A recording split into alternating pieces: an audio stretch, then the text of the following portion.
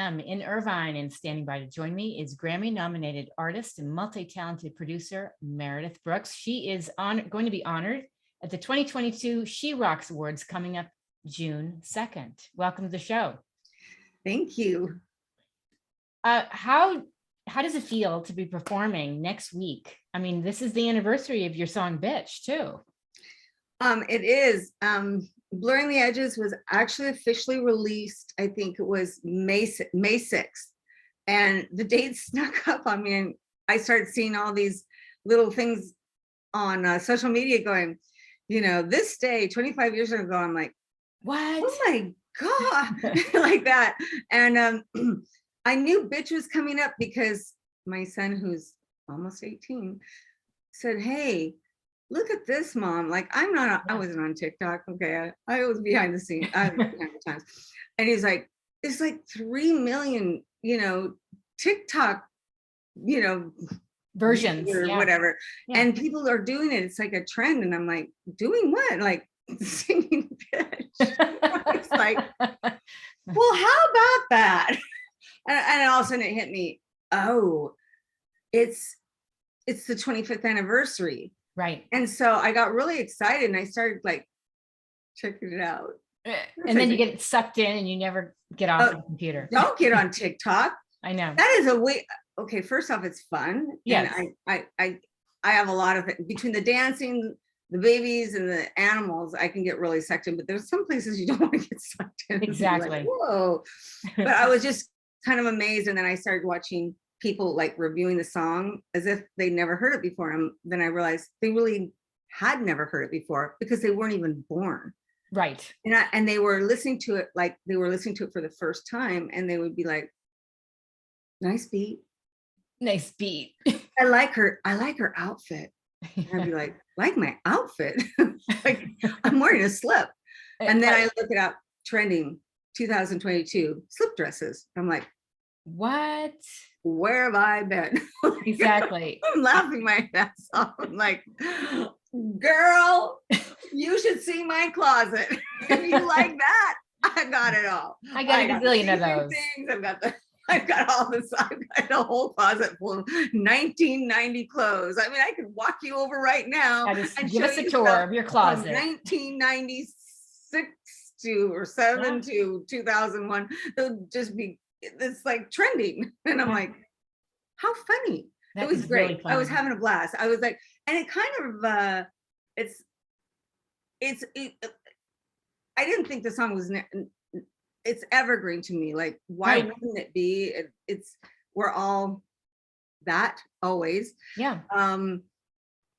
But it revived me in a way, not to use my own lyrics, but it revived me in a way. I got excited to see people excited. I love my fans. They're so crazy loyal, especially the ones who see me because they know that I'm a rocker at heart, and definitely, and that I love to just get out there and kick it and hard.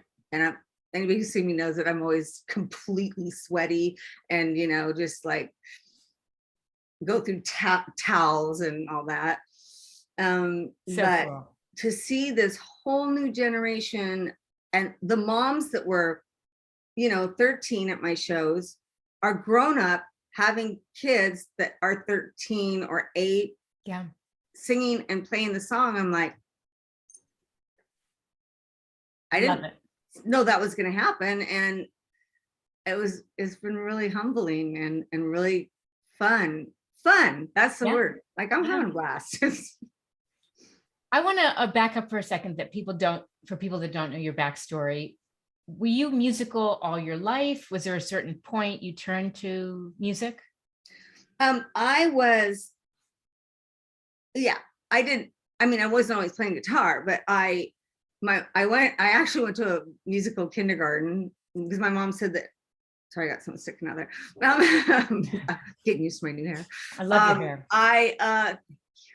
I went to Mrs. Thompson's musical kindergarten because my mom said I was constantly making up songs about the wolf and about this and about that. Funny because my benefit and charities all go to saving wolves, and I personally saved a lot of wolves and wolf dogs. I'm on the board of a lot of sanctuaries. And so I think that's funny that she said I used to make up That's songs cute. about wolves. Yeah, I guess it was in my blood from the day I was born, and exactly. so was music. And so when I was 11, my sister, I've told this story a million times, but my sister ran away from home. She was 16, and it just crushed me. Yeah. And I just said, I'm stealing your guitar. You're never getting it back. Thinking that would make her turn around and like, no, because we would fight like that, you know. Yeah. I thought that threat will get her, like that's gonna make her turn around. Anyway, it didn't. She did come back. Okay. And she said, well, if you're gonna play guitar, play lead guitar. Don't just, I said, what's that? She handed me Eric Clapton, still doing albums back then. And I put that on, I heard Layla, and I was like, I'm sunk. And that was it. Yes. I never stopped from that day on. I graduated early, started on the road. And I mean, I didn't have a roadmap. We didn't have MTV. Mm-hmm. We barely had, I mean, Rolling Stone, but there was just no roadmap. Nobody knew how to get signed or do anything. You just made little 45s or whatever you wanted to do. And you got in a band and you went. And that's what we did. Were there women artists that you admired at the time? Or mostly guys? At the time, I liked Cold Blood. A lot of people know them. I never heard of them. Lydia Pence, she was awesome. Okay. Janis Joplin, of course. Heart. Yes. They were in the Northwest. I could just go see them because they played at like skating rinks and stuff. Yeah. It's true. And then finally the Runaways and the Go-Go's. I knew about Fanny, but I didn't really know about Fanny. So they were way back, you know. And you know, finally, you know, there got a few more, but there weren't really a lot. It kind of came a lot more. And then finally Bonnie Raitt.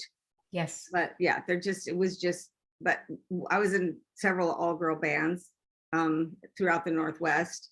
And I didn't have anybody to really role model, but it was just guys and girls and whatever, you know. I didn't think it was a big deal till I moved to LA, and I realized that it was really saturated with guys. Right. And it was a whole new game, especially if I want to play on my own record. So I was gonna have to, you know, it was never a consideration in the Northwest. Everybody kind of knew me, and I got to do what I wanted, and it was never a question. Yeah. But it was a surprise when I moved to LA. It was like, what do you mean you're playing on my record? No, why? Because there were studio musicians, and there were, you know, we just didn't do it like that. What year was that you moved to LA?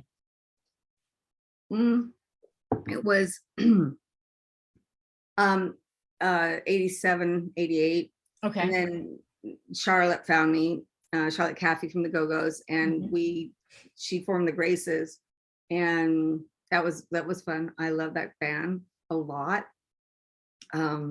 I just saw a video about that band just recently. I was like, God, I didn't realize how good we were. I saw a live show and I was like, we were killing it. So it was really fun. Ellen Shipley, by the way, I just have to put this out there because I say a lot of times, because another thing I was proud of is at the time when I started producing, Linda Perry was really the only other woman producer out there that I knew of doing like major commercial records or anything. And I know there were some. I can see the list now, but I wasn't hearing about them, or I didn't see any like on a pop artist, but there was one. And I feel bad that I didn't put to Ellen Shipley produced the Graces. Okay. She was a total role model to me, and she was just always simmering in the back of my mind. She wrote songs, she produced the Graces. I think that's very amazing. Cool. Like, again, I didn't ever look at it as anything but normal, because I was always a woman doing things. I didn't go, oh, isn't that amazing? There's a woman producing this.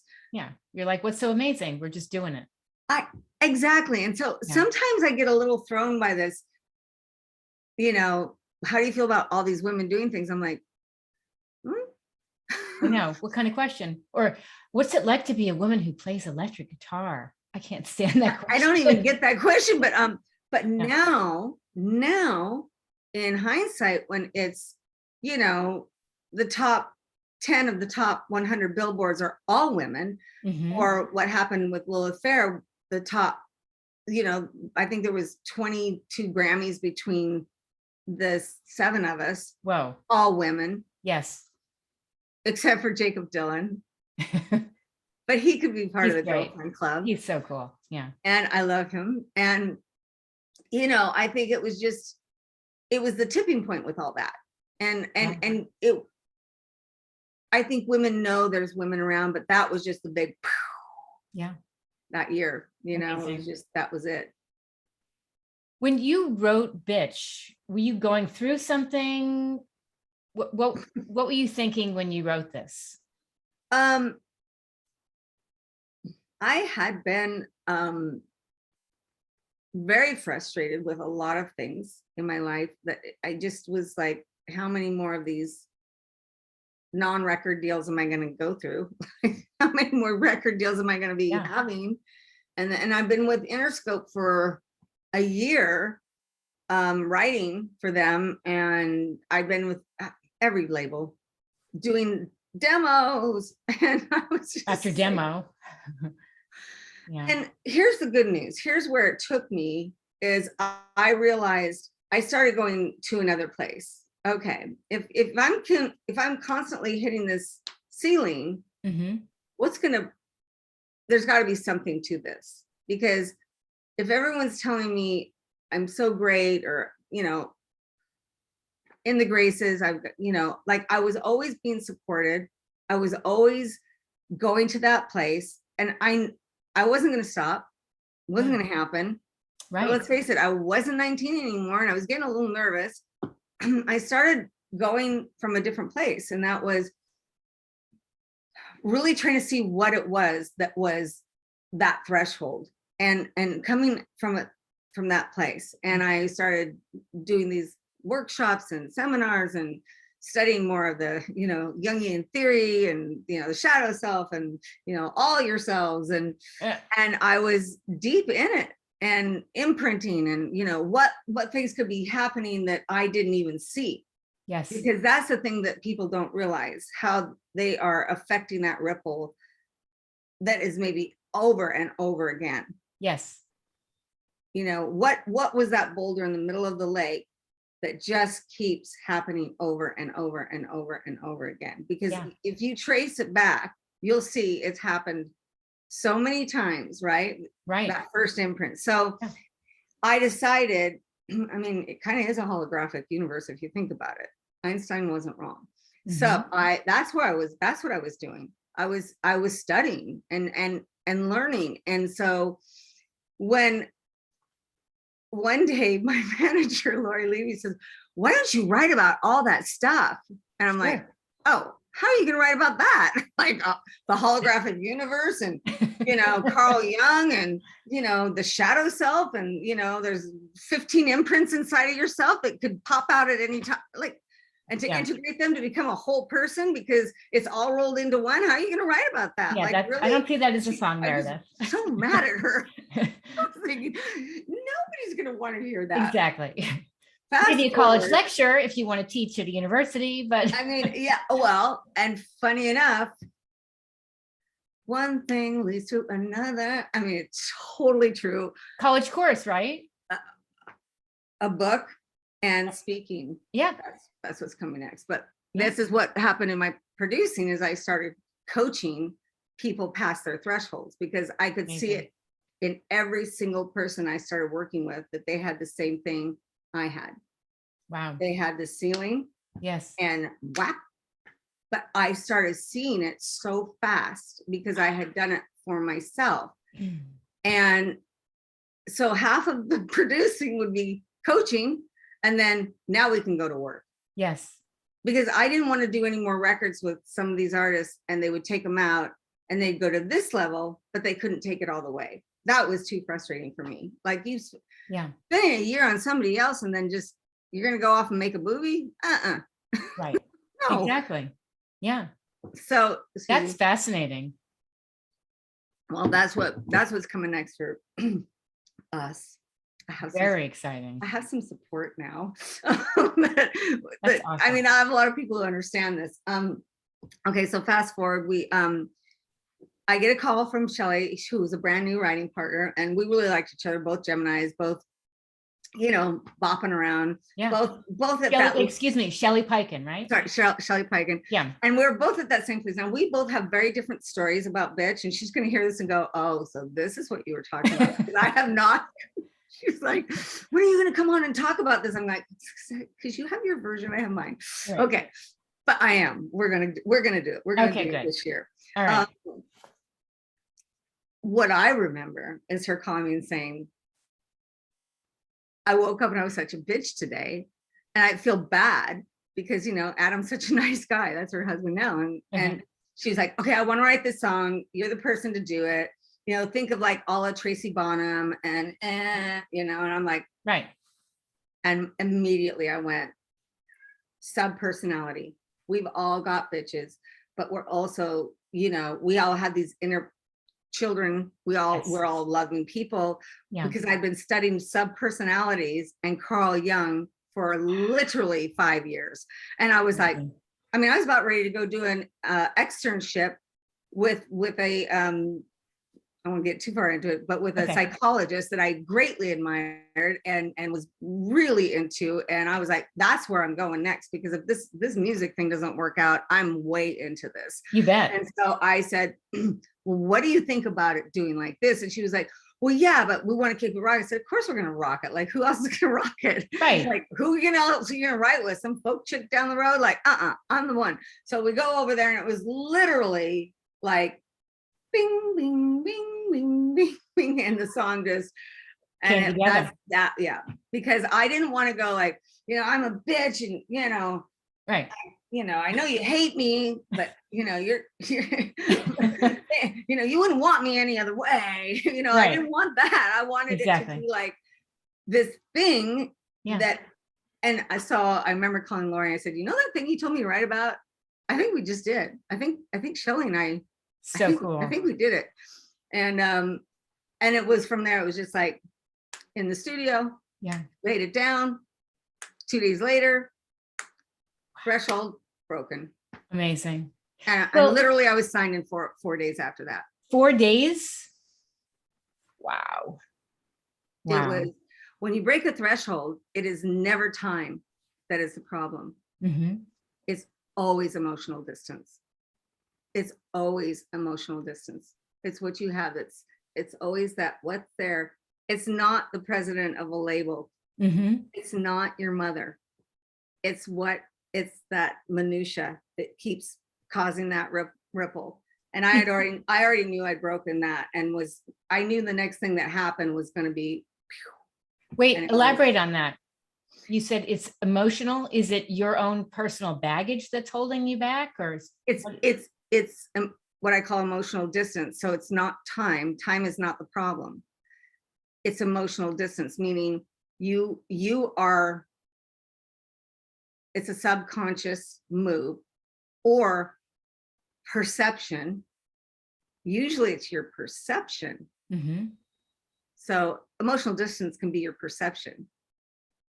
I worked with one girl, I won't say the name, from American Idol. She'd gone 4 times. Yes. And she was convinced Randy hated her. Okay. And so I knew it wasn't true. I knew it was her perception. Yes. And so we worked backwards. When was the first? Tell me how that experience was. I knew the second she told me the experience. And we just went bam, bam, bam, bam to, I think she was 2. And she was in, or 4. Usually it's between 1 and 4. And she was in front of the TV, dancing and singing, having a great time. And her mother berated her, demeaned her, told her she was, you know, just trying to get attention. You know, this is playful, not talented, trying to get attention. Yeah, and terrible singer. It was a time when you're exploring and should be just praised, and we're all born creative. We are Yes. all born creative. I believe that. And to demean a child like that, it is so damaging. And Yes. that damage stayed with her. I Into believe it. next, it was grade school. Into next, it was high school choir. Mhm. Her high school choir hated her. The teacher hated her. He That's didn't. awful. It was her perception. Yes. It was her perception for the rest Yeah. of her life. So it's really, Meredith, her negative self-talk continued throughout her life. It was the tape. We all have a Yeah. tape.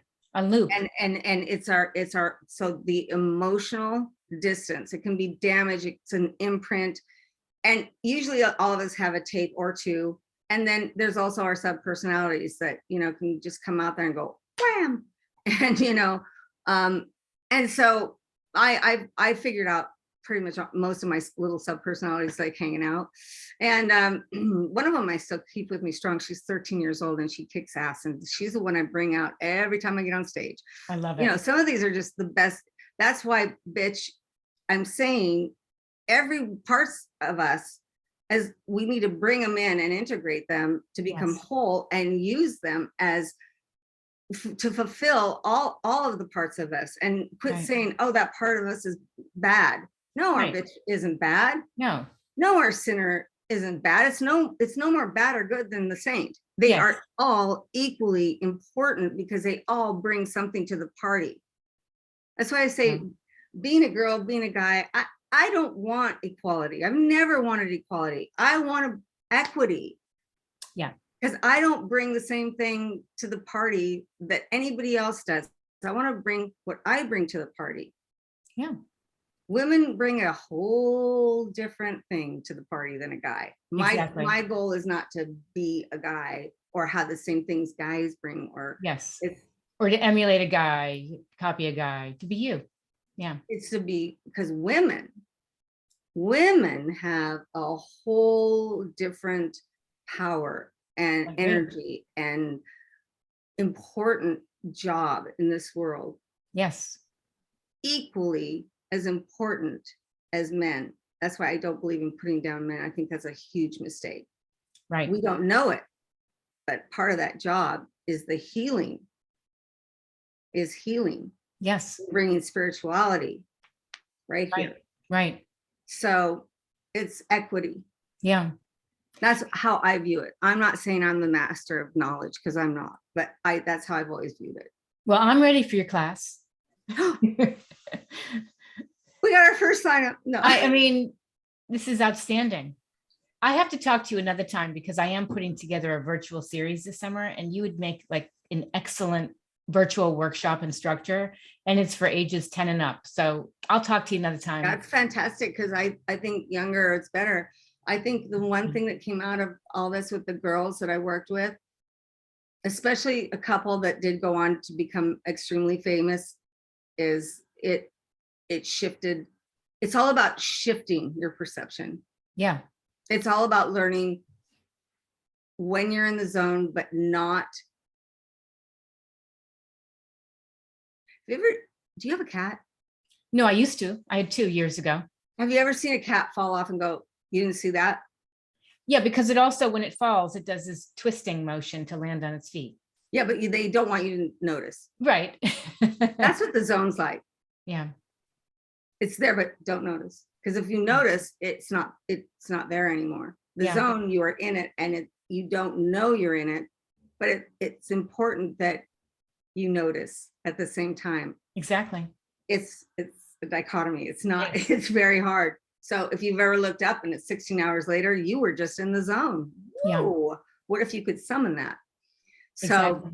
Yeah. that's Kind of what- like that flow state in positive psychology that I call when I'm playing guitar and I'm working on a song that's difficult, but not too difficult. And then 2 hours goes by and I feel like I went on a mental vacation. yeah, well, that's it. That's the place. Right. That's the place. You know what you're really also talking about, because this is on the forefront of everyone's conversation, is mental health. So with what your message, it really, if you're wanting to talk to young girls, think about what that does for their mental health long term. Well, yes. Yes, because those imprints Yeah. that we get, and again, it's perception. Mm-hmm. Were our parents evil to us? Some were. Mm-hmm. Yeah. Yeah. Some, as a child, we don't know how to perceive. We don't know. Perception is distorted sometimes as a child. You can see a little kid and they go, "Ah!" and everything's big and emotions are big. I mean, I've had a kid for 18 years now. I know. Yeah. And sometimes his emotions would be so big, and I would be like, "What do I do with this?" Earthquake. And then I remember, oh, we're in Yeah. distorted thinking. Yes. And it's really important to acknowledge without engaging. Sure. And that is really hard as a parent, Yes. because it's so then you grow up, and I mean, sometimes he'll even tell stories now and I just kind of giggle because I know what really happened. And yet in his mind, he's held on to this thought. Story. Yeah. And so you get to be the keeper of their memories. Well, most parents back in our time didn't know that stuff. Mm-hmm. And sometimes things happen, or they were mean, or they said something damaging and they wouldn't have even known it. And it's not our stuff. How do you let go of that stuff? It's almost impossible without guidance and knowing how, but it will affect your life. It will change your life, and it will make a determination as to if you're going to pick up a drink, hate yourself, crash a car even. Right. Self-sabotaging comes from always that imprint. It doesn't come later. Yes. The damage is done. It comes in the first 5 years. Yeah. They know this now. I mean, there's a lot of proof on that, which I'm not going to cite all the knowledge behind it, but there is a lot of knowledge behind it. So the fun begins when you get to track it. It's really fun. I love to take people through tracking because they're just like, their minds are blown. They're like, wow, how did you do that? I'm like, no, you just did it. You just did it. Yeah. Now go back and remember those times. And they're like, oh, they didn't hate me. Oh my God. I've had people call people from their past and go, and the people go, no, I didn't hate you. You thought I hated you? Exactly.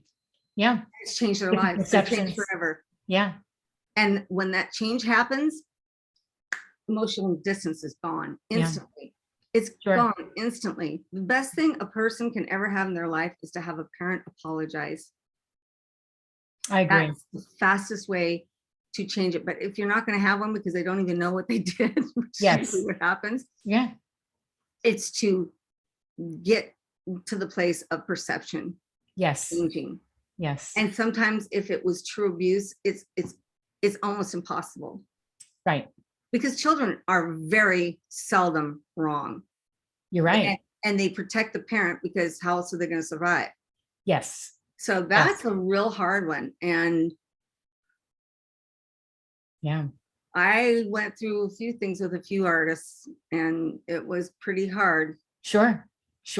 Well, because you're peeling back the layers to get to the core. Yeah. I had one that couldn't make it because both of her parents were artists and they didn't make it. And so how was she to make it? So yeah, we had to clear a lot of bananas on that one. It was like, I said, well, you're in it now. Bananas. We don't have a lot of choice, so let's get to work, because I think these sessions are a bust until we do. Exactly. And she agreed. The great news is artists get this work so fast. So I am really looking forward to being able to work with artists who, I think anybody who's an artist that's just tired of beating their head. Yes. They're also going to get answers to things so much faster. Sure. Well, they have to clear the wreckage. Yeah, they're not going to be thinking about, I can't do that because what about fans? That's not going to be an issue. They're not going to think those things. They won't do the hamster wheel on things that don't matter. Yes. I mean, that was me. Yeah. If I can play this guitar riff faster, I know that's going to get me a deal. Oh, sure. If you could just shred, Meredith, come on. I know. I'm not a shredder. I know. Shredders intimidate the shit. Of course they do. Yeah. You're just like, you can play like Steve Vai or Joe Satriani or. I can't tell you how many hours and years I spent trying to be that good, and playing behind my head, playing with my teeth, playing, hammering, picking. Yeah. And now I'm just like, well, I finally got a teacher. Well, that's good. It was Amazing. because they took me to Guitar Center to see what was wrong with me. Did you figure it out? He did. Okay. He said two things. He said, oh, I see what's going on here. I said, what? He said, you don't have confidence. I'm like, oh. He goes, and two, you have the most feeling of any player I have ever been around that I've been asked to work with. Like, why are you trying to be Steve Vai? Like, exactly. You're like a female Clapton. And I was like, Clapton? What a compliment. Isn't that full circle? Like my whole life. I'm like, yeah, that's it. No more Hollywood Steve Vai for me. And I was, it just gave me a lot of confidence. That's I felt awesome. way better about myself. I just, because here we were in Guitar Center, they were like, I'm like sitting there, I'm like, wow. No, you're female Clapton, Like, definitely. That's the most important thing. Not how fast you can play, but how it makes your audience feel. Well, I wondered in that moment if I was maybe a little Asperger, because all that stimulation just kind of made me go like, and I just went into this other place and I couldn't even handle it. I just went, Your one hammer on pull off. there was no hammering. There was no nothing. It was just so funny. And he really liked me, said, lessons are over, you're fine. I was like, no, I gotta be better. I gotta be able to play in the studio. And he goes, you call those friends of yours that are in the studio and you talk to them, and it all worked out. Yeah. So where can people find out more about you? Oh, I have a new website at meredithbrooks.com.